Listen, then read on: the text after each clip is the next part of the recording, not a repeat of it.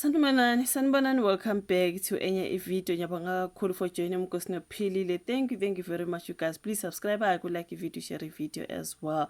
Thank you very much for uthando ne support. Ungakhohlwa ukulike, which is very important. Kunodaba lapha ngoJulius Malema ngibona lo trend ukuthi ubaba uJuju was denied i-visa lapha nelibhekise ngase UK, so akatholanga ke i-visa. Kukhona udaba athi uyaveva kuMalema ebhajwa e-OR Tambo ngenxa yayo ke i-visa. Ugano nwabo kumholi we-EFF uJulius Malema osoliziphathimandla zaseBrithani ngokumnqabela i-visa njengoba ke bekulindeleke ukuthi abhekisa amabombo eLondon namhlanje.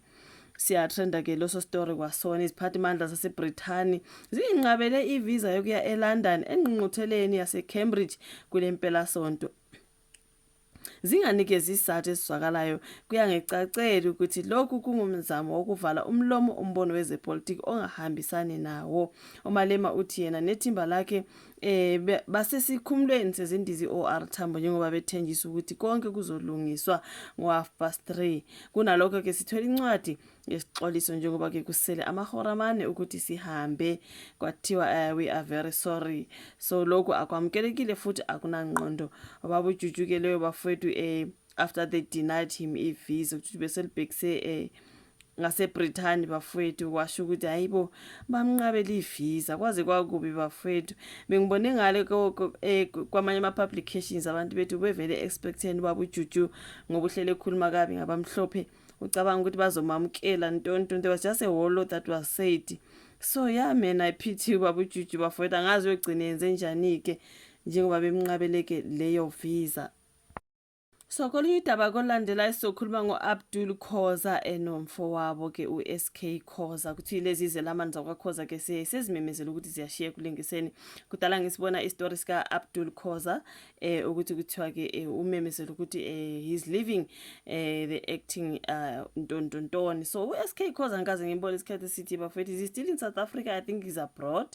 But anyway siyazi ukuthi naye ungumlingisi lo ongubhaby daddy kaGogo Mawenu uSK Khoza bafowethu siyamazi kakhulu. So kuthiwa ke laba ababili siyazi ukuthi bayizelamani uAbdul Khoza noSK Khoza, right? So ngemuva ke kweminyaka engu-14 esendimeni ke yokulingisa uAbdul Khoza ke usememezela ukuthi uyashiya ke kulomkhakha. Lo mlingisi waseThekwini ukuvezela ke statementini asifake enkundleni zokuxhumana ku-Instagram. So kulesi statement ufake ivideo emfishane nje athe eyokugcina eyokwenza ke inhlolo khono kulonyaka ngemuva ke kokubathatha isinqumo esiphelele sokushiya ke kulomkhakha. So lena indlela yami yokukhombisa abasafisa ukungena ke kulomkhakha ukuthi sonke siyaya kwinhlolo khono. Uma ufuna ukuba umlingisi kumele udlule kulesi sigaba, futhi ke lena engiyifakile bekungeyokugcina ke ngiyenzile. Ngicabanga ukuthi izosiza labo abasathungatha umsebenzi ukuthi babone ekwenziwani ngempela futhi yimiphi imigomo elandelwayo. Ngiyabonga kakhulu kuSof Is it Spolariki ngokufunda nami uthe ubonga wonke umuntu ke omesekile ohambeni lwakhe njengomlingisi futhi uzizwa ethobekile ukuthi akhombise italente lakhe nabantu abahlukene. So ngabe angizazi ukuthi nginekhono elingakho kube angizange ngiliveze kubantu bakuleli, kuchazwa Abdul Khoza. So emasontweni adlula Abdul uke waveza ukukhala kwakhe ethi uke waba ngelinye lamaciko aveze ikhono lawo ngokuzinikela, kodwa manje usebonakala libalekile. So wangibiza umculi, umlingisi, umdwebi noma ke umbhali, kodwa mina ngiliciko eliholwa ke uthando lento eliyenzayo.